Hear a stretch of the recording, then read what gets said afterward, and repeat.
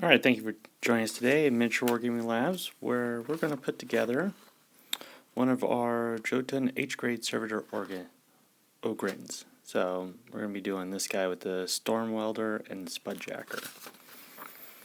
And so, set up my space, cleaned it off. My experience with Necromunda models is that they're very fine and delicate, and this tray allows when pieces bounce to stay on the tray. Also, if a piece bounces off your tray and bounces onto the floor, whatever you do, stay perfectly still. See if you can identify where it goes, and then you set up a circular search perimeter around you on your hands and knees, especially if you have carpet. If you have a hardwood floor, tile floor, those suckers can bounce, so watch out for that. Alright, so I'm going to lay out my instructions here. And what I am going to do is I'm going to cut all the pieces and I'm going to lay them down on where they go on here so I can keep track. So to get started, let me get the number signed up. I am going to take my clippers. Make sure you have extremely sharp clippers. This prevents the model from mushrooming on the material. So you get a nice tight fit, and just snip.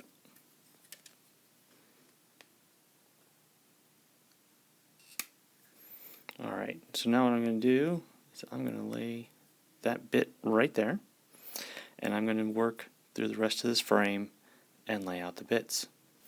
Alright, so I have my Ogryn bits all laid out on the instruction pad here. Show where they go, and this allows me to go through the sprue frame just once.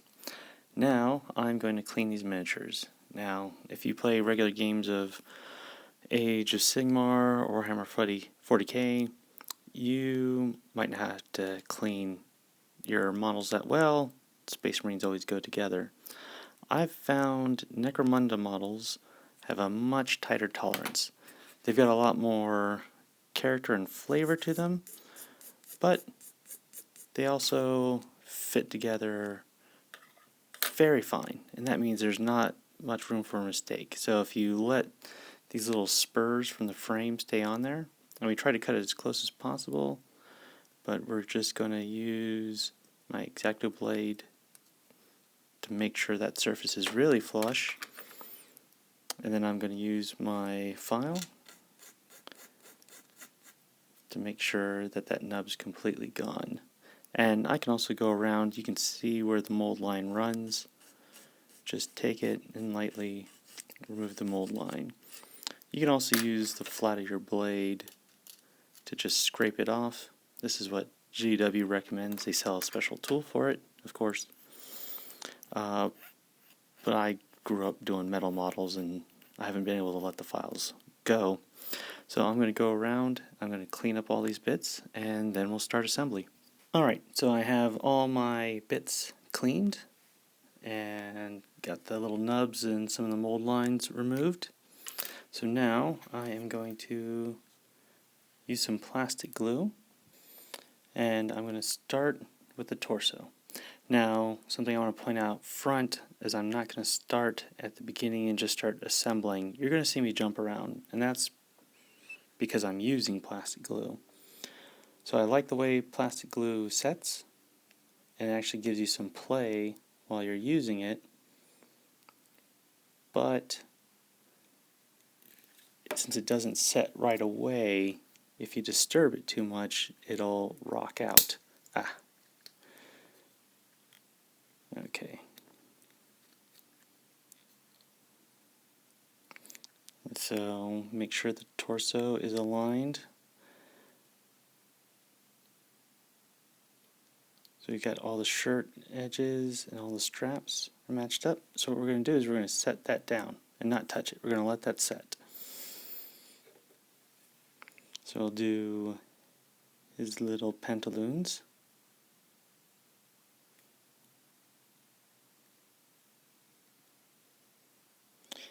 And when you do these, don't put in too much. just the slightest dab will do it. And see with the amount I did, it's actually squeezing out and it's filling the line between them. And so sometimes I'll just dab that in, try to smear it around, make like a little impromptu gap filler. So we'll set those down there. Now those two pieces, it says, should fit together. I'm not ready to put them together yet because, as we saw, the plastic glue hasn't completely set yet. So what I'm going to do is I'm going to jump farther ahead. So I'm going to put together this arm.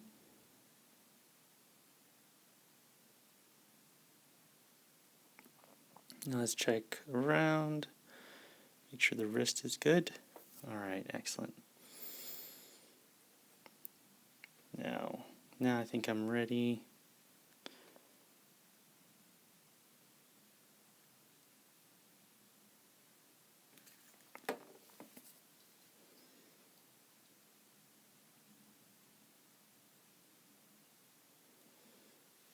There. We're going to let that set.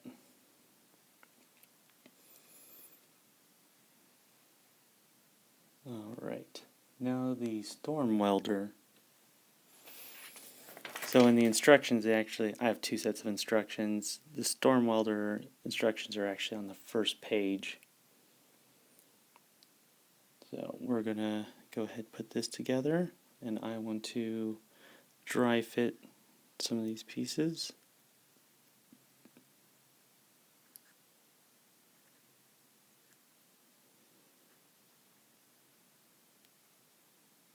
Oh, I've got this part upside down. Okay, so that's why I want to make sure you've got it going together right, fits properly, nice and flush. So once you put the plastic glue on, it starts melting the plastic. Alright, so fit that nice and flush.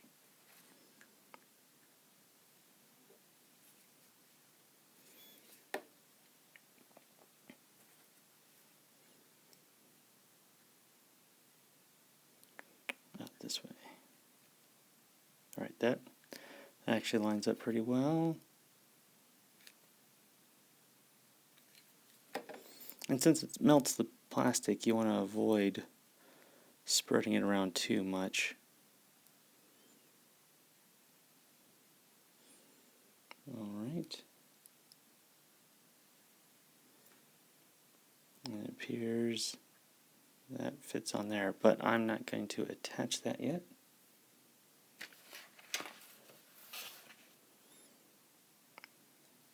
But I will attach. So for some reason, this part doesn't attach at the storm welder assembly instruction, even though it doesn't seem to attach to anything else. Okay, that fits in there pretty snug. And we can see I touched that, so it's starting to wobble. And that's why we jump around in building these as sub-assemblies. Okay. Now I'll let that set. Now that that's setting, I'm going to come over here and do his feet and zapatos.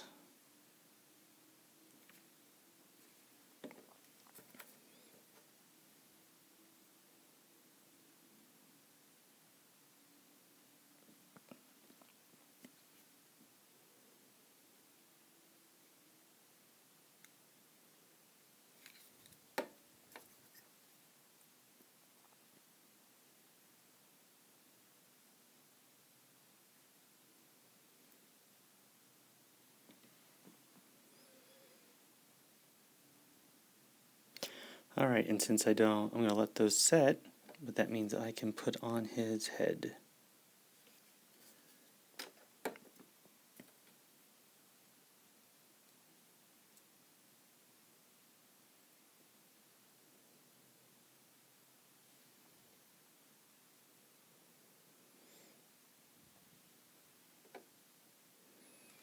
Alright.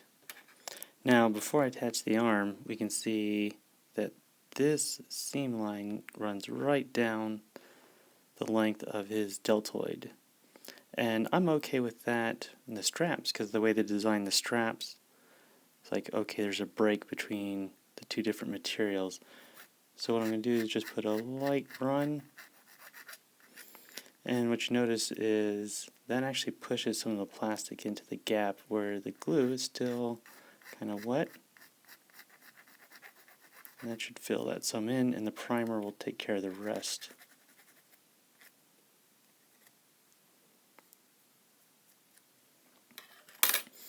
Alright, so since I don't have to touch his head or legs to do this, I'm going to go ahead and attach his arm.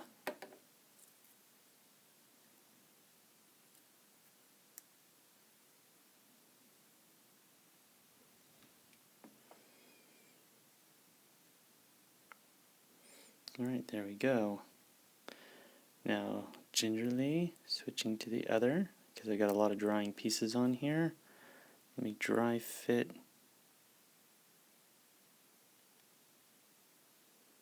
this weapon system onto him.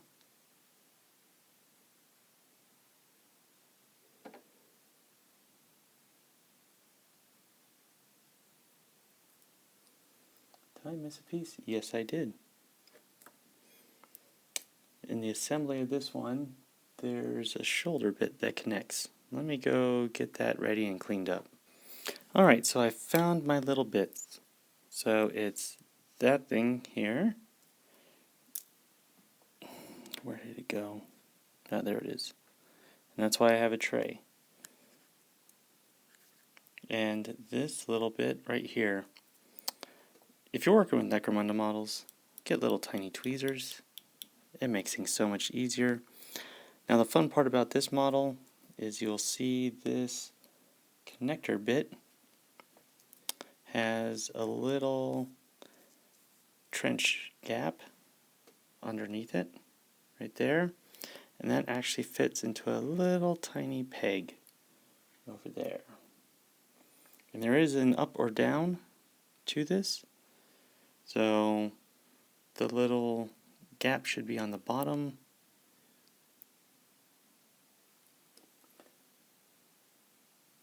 That fits onto there. So we did a dry fit.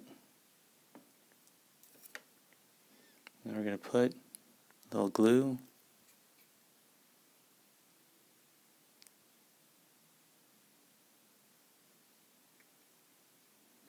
Okay, this tends to happen sometimes.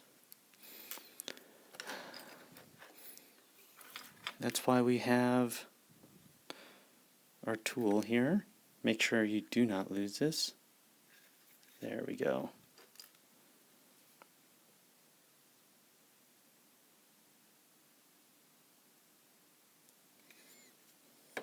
Now it is easy to overglue this step.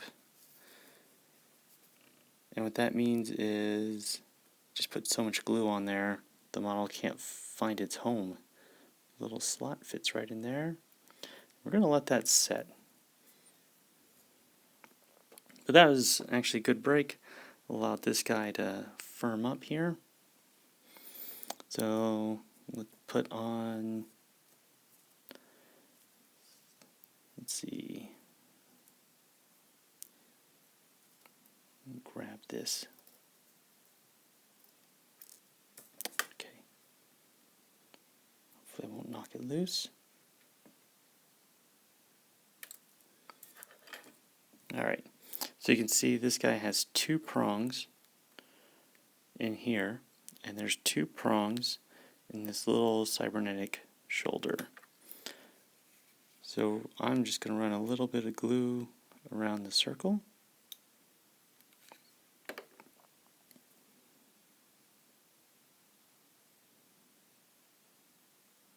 And snap it in.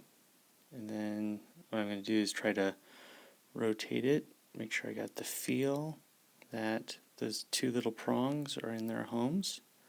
Feels like they are. And now I can attach this thing.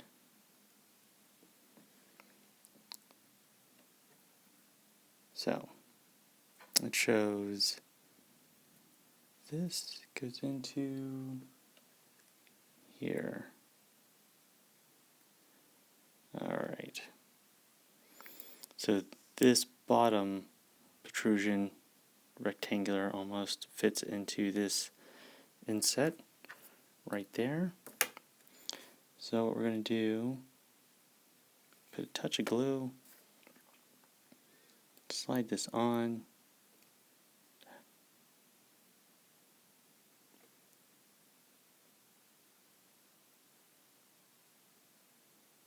alright, so this is where the balancing act begins, and this is why I like plastic glue, is because you'll notice that the thing on his back is supposed to tie into this bit, which ties into there, and if you don't line them up perfectly, they're not going to work.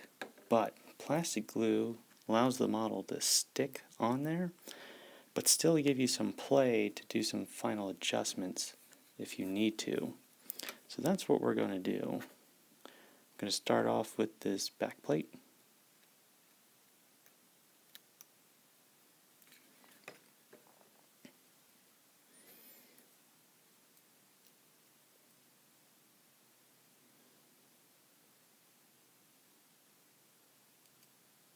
And that, you can feel it fits right into his lats. That thing is still wobbly. Alright, I'll take care of you later. Okay. And now we can see this bit has to connect from here to here. So what I'm going to do is put a little glue there, and you can see I lined up the storm welder wrong, even though I thought it felt in place. That's why you can't let the storm welder set before you put this bit on here. There we go.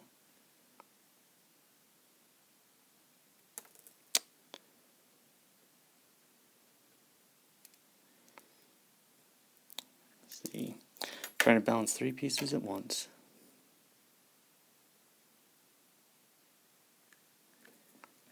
Alright.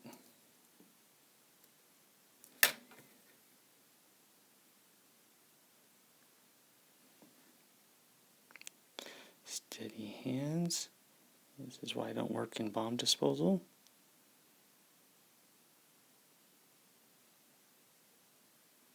There we go. There. So fortunately, that was moist enough for this to all connect. Let's see how it's looking. Take this, periodically check to make sure, yep.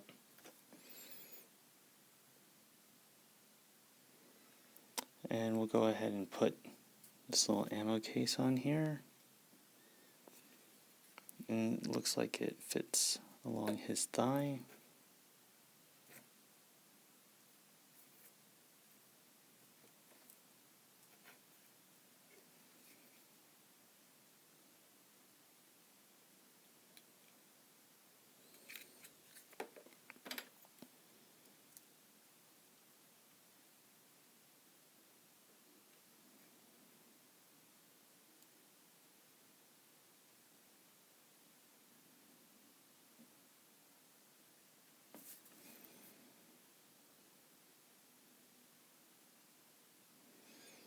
Good. I'm not going to touch that arm yet, so we'll go ahead and put on the visor.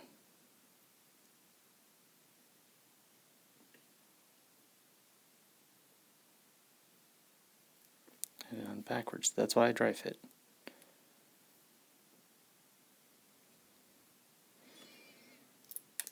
Okay, it looks like it just rests right on top of his noggin.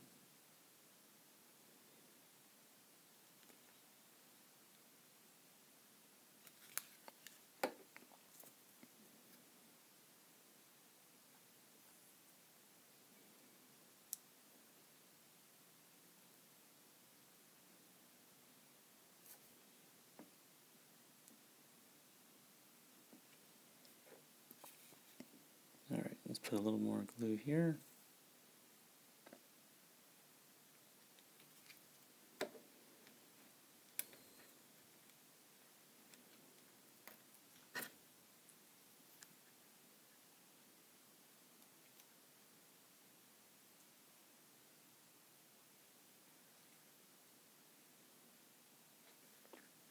Alright, so I pushed that into place. Let me double check my joints. They're working fine. Now let's sight this guy on his base. Now what I like to do for Necromunda is I've got a certain traveling case, so I want to make sure as much of the model and all the extraneous arms and weapons fit as tightly in that circle as possible so they can be packed away. Okay, and since this is so dynamic, I don't want like the feet hanging over little gaps on the base. I want as much solid surface sticking to it as possible. So rotate it around until you can find a nice flat spot where you get as much contact, because you really only have 1 foot touch the base. Okay, there we go. I think I found the spot I want. Put a bunch of glue on his bottom foot. Okay.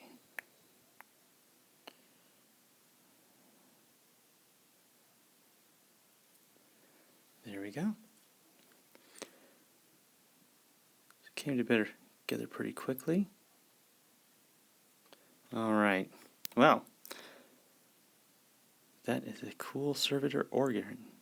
Alright, well, thank you for joining us at Miniature Wargaming Gaming Labs, and join us next time.